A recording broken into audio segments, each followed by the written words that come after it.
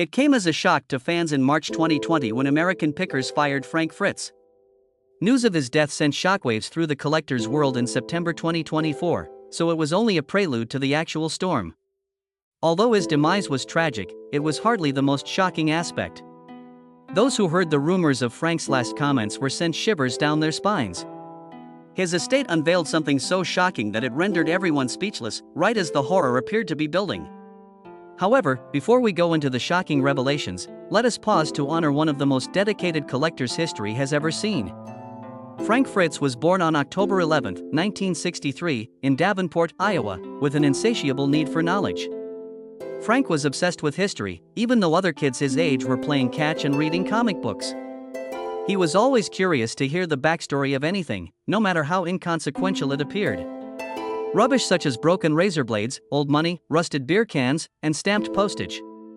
Everything here had a story, a function, an existence before it came to this, and he was curious about every detail. As he matured, his enthusiasm intensified. He progressed from little trinkets to more priceless artifacts. Dirt bikes, motorbikes, and other unique items that bore the marks of a bygone era. He shifted his focus to flea markets. His play area is up for sale. Frank would be the one to knock on the door and be prepared to sift through the dust if there was an old barn along some forgotten roadway that was full with artifacts from the past. Most people thought it was just a strange pastime. It was a vocation for Frank. However, an unforeseen twist occurred at this point. Into the realm of antiquities he did not immediately plunge. Rather, he was pushed in an other way by life. The position of fire inspector in Iowa was his for over 25 years. It was a no-nonsense, serious profession that demanded accuracy, precision, and a dedication to protecting others. Despite devoting a great deal of time to verifying building compliance with fire standards, his enthusiasm for collecting never wavered. Indeed, his employment served merely to stoke the flames. He entered long-gone firehouses, warehouses, and other forgotten structures on a daily basis. Hidden treasures abound in these areas, just waiting for someone with his skills to unearth them. He started collecting firehouse items at that point. Leather helmets marked with soot, antique fire alarms that echoed through the mayhem, and extinguishers that had witnessed their moments of glory. Frank went on a quest for them all.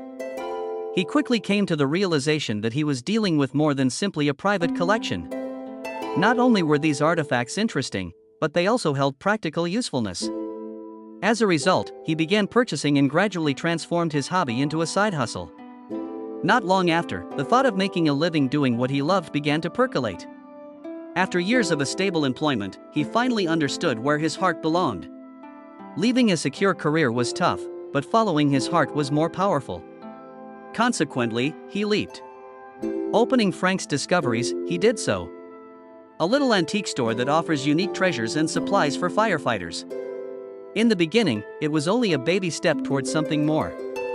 Little did he realize that the business would lay the groundwork for a profession that would propel him into a realm of treasure-seeking, adventure, and, in due time, an unexpected level of celebrity. Frank Fritz was simply an ordinary person who loved the excitement of the search and had an eye for hidden riches before he became famous on American Pickers. Frank, however, had company in this ardor. Mike Wolfe, also from Iowa, had the same fixation. Although they didn't first consider each other greatest friends, their mutual fondness for selecting eventually drew them together. Mike had a grand plan. In his mind, selection was about far more than that. A huge enterprise might have grown out of this way of living. Frank was pleased with his shop and his discoveries. Mike had his camera rolling, trying to convince everyone who would listen to his treasure-seeking escapades as a TV show. Frank finally agreed after some persuasion. A reality TV behemoth sprang from the humble beginnings of two men traveling the country in quest of long-lost artifacts. American Pickers was an instant hit upon its 2010 History Channel debut. The premiere was one of the most watched shows ever on the network, with over 3.1 million viewers. It wasn't only the antiques, though, that made the presentation magical. The key was Frank's and Mike's magnetic connection. There was no acting in their mutual enthusiasm, and their bond was genuine. They had spent years cultivating connections in the antique industry, gaining renown for their honest dealings and extensive expertise. They were now bringing viewers along for the journey as they had cameras rolling. Always on the lookout for the next great thing, Mike possessed the business instincts. But Frank was the one who really drove the enterprise. He was gifted in putting people at their ease, facilitating amicable discussions during stressful negotiations. It wasn't all about the money for him. He was interested in the history of the artifacts they discovered. He became a fan favorite due to his sincerity. His enthusiasm for his work shone through in every scene, whether he was giddy about a classic motorbike or joking around with a vendor. The show American Pickers was indispensable for more than 10 years. Frank and Mike would go on a weekly road trip, searching for valuable items by delving into storage spaces like barns, garages, and junkyards. The interaction between the three was seamless, especially with Danielle Colby manning the fort at Antique Archaeology. They were more than simply partners in business, they were friends who shared a same goal. You can't take a road trip forever, though. The seemingly interminable trip for Frank took an unexpected turn. There was no quick reaction when warning signals surfaced that something was wrong with American Pickers. The world was so unpredictable in March 2020 that most spectators expected Frank Fritz would be returning soon after his previous visit. Unbeknownst to them, Frank was secretly battling a number of challenges that would alter the course of events. Frank Fritz kept his private troubles a secret for a long time, but eventually, it became impossible to deny. His weight fluctuations were noticeable to admirers for a long time. Some thought it was inevitable with aging, and others fretted over potential issues. The fact that Frank suffered from Crohn's disease, a debilitating inflammatory bowel illness, was eventually disclosed. It wears you down and is uncomfortable and unexpected. Initial attempts at self-management by Frank included a rigorous eating regimen that resulted in a 65-pound weight loss. On the other hand, Crohn's disease cannot be cured. Every day, you must confront this challenge. Even though he was always in pain, exhausted, and unsure, he never stopped doing the things he loved. However, he was burdened by more than just his health. Things are altered by fame. And Frank didn't always benefit from it. Things became considerably more tricky when American Pickers became popular. Out of nowhere, he became more than simply an antiquities hunter. Reality TV fame belonged to him. People were familiar with him from his TV appearances and assumed he would be just as entertaining and astute wherever he went. They failed to notice the accompanying pressure. Frank freely acknowledged that being the center of attention caused him anxiety, which eventually manifested physically. Everything started to go apart in 2020, though. Frank's health deteriorated to the point that he needed extensive back surgery, an operation that was far from minor. There were 185 sutures, 2 rods in his spine, and months of recuperation ahead of him. Adding insult to injury, he was also fighting his own difficulties, including an addiction. At first, his absence appeared to be a brief respite, a chance to recover and resume his duties. However, viewers began to wonder what would happen to American Pickers in its 21st season without him. The following July of 2021, Mike Wolfe officially announced it. Frank has no plans to return. In a statement, Mike expressed his sadness at Frank's departure and his best wishes for his future. Frank, however, surprise, did not purchase it.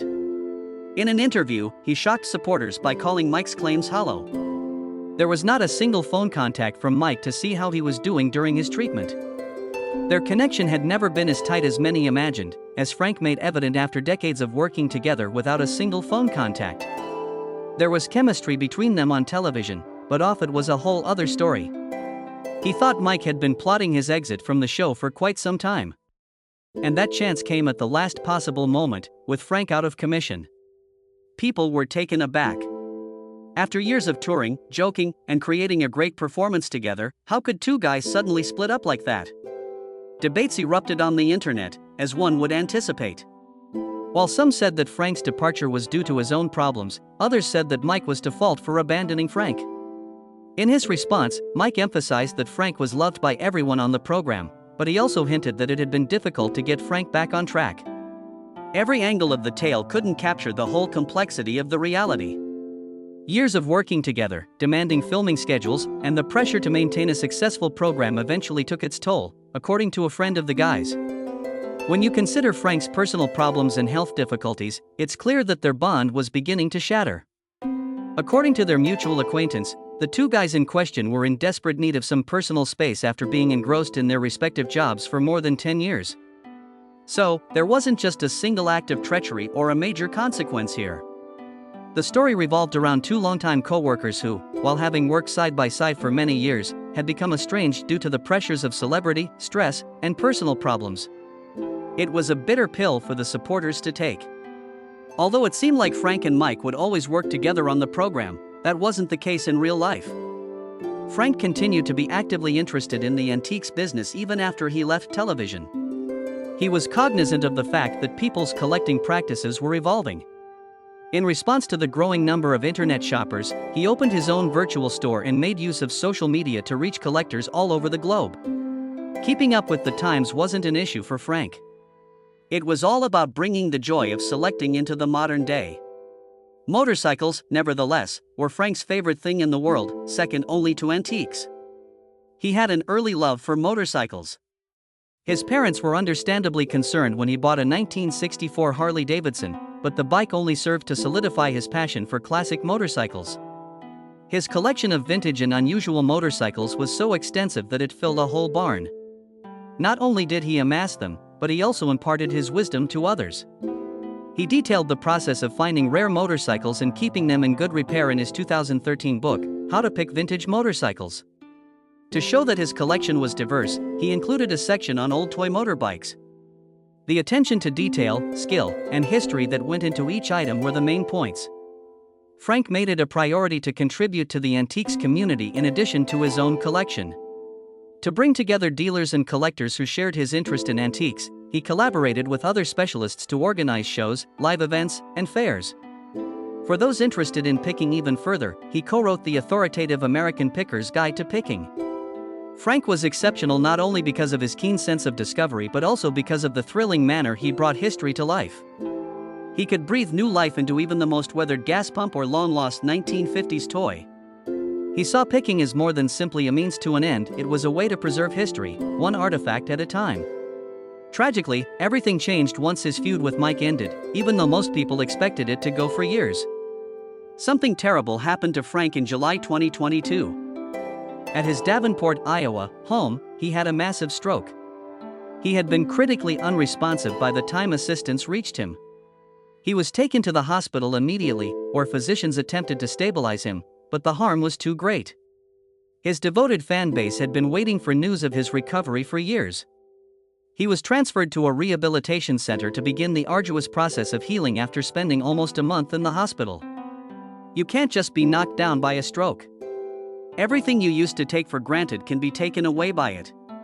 The abrupt necessity for assistance with fundamental chores was a harsh reality for Frank, who had spent years traversing the nation, making deals, and enjoying life alone. The court had to step in and appoint a guardian to take care of his everyday requirements because he could no longer do it alone. And a financial institution to manage his funds. He found himself suddenly unable to achieve the autonomy he had always cherished. The price tag came next. It became all too evident how much he had lost when his allegedly monthly medical bills reached $29,000. The unanticipated consequence, though, was the way the stroke altered his relationship with Mike. The year 2023 was marked by an unexpected event.